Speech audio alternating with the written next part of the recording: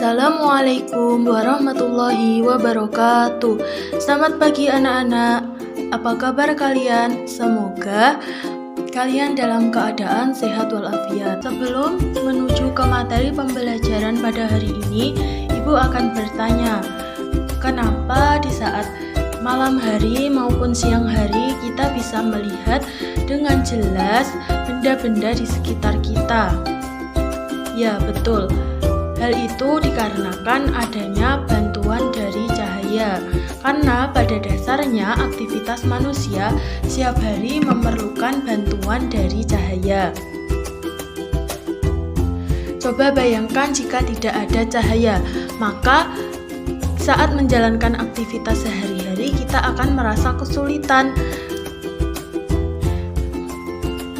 Pada siang hari kita bisa melihat dengan bantuan cahaya matahari, sedangkan di malam hari kita juga bisa melihat dengan bantuan cahaya dari bulan atau cahaya lampu dan lain-lain. Dan pengertian cahaya itu, cahaya adalah sebagian dari gelombang elektromagnetik yang memiliki sifat-sifat tertentu menyebabkan kita dapat melihat berbagai benda serta keindahan alam yang beraneka warna.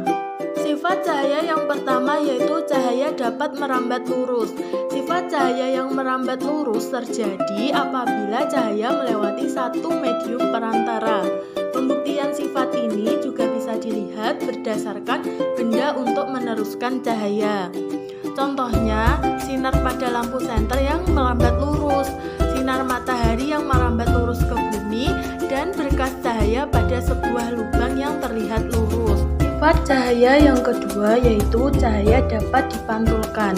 Pemantulan cahaya dapat dibedakan menjadi dua jenis, yaitu pemantulan teratur dan pemantulan baur. Lalu apa yang dimaksud dengan pemantulan teratur dan pemantulan baur itu?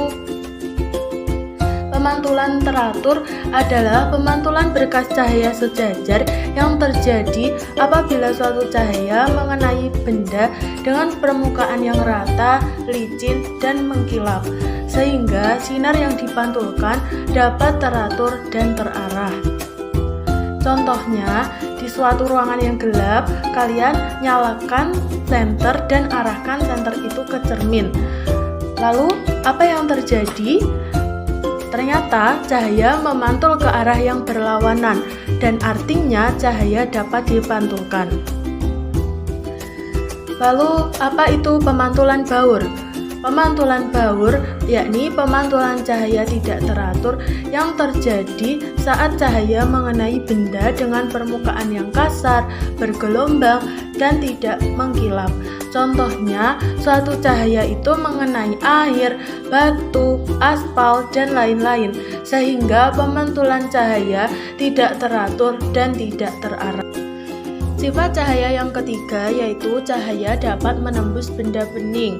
Cahaya dapat menembus benda bening dikarenakan benda bening mampu meneruskan cahaya.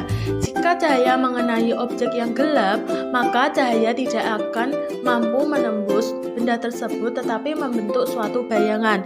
Contohnya, cahaya dapat menembus gelas kaca yang bening dan kaca pembesar. Cahaya mampu menembus dan melewati benda bening seperti kaca, air jernih, botol bening, dan lainnya. Sifat cahaya yang keempat yaitu cahaya dapat dibiaskan. Pembiasan cahaya sering kita jumpai loh dalam kehidupan sehari-hari. Pembiasan cahaya terjadi ketika arah rambat cahaya dibelokkan. Apabila cahaya melalui medium perantara yang berbeda kerapatannya, maka cahaya akan dibelokkan. Peristiwa pembelokan inilah yang kita kenal dengan peristiwa pembiasan cahaya. Sifat cahaya yang kelima yaitu cahaya dapat diuraikan. Terbentuknya pelangi tidak lepas dari sifat-sifat cahaya yang disebut dispersi. Dispersi adalah sebuah peristiwa terurainya cahaya polikromatik atau cahaya putih menjadi monokromatik, yaitu merah, jingga, kuning, hijau, biru, dan ungu. Pelangi ini akan dihasilkan oleh adanya peristiwa dispersi. Cahaya matahari yang bersifat polikromatik ini dibiaskan oleh tetes air hujan yang ada di atmosfer dengan sudut yang berbeda-beda.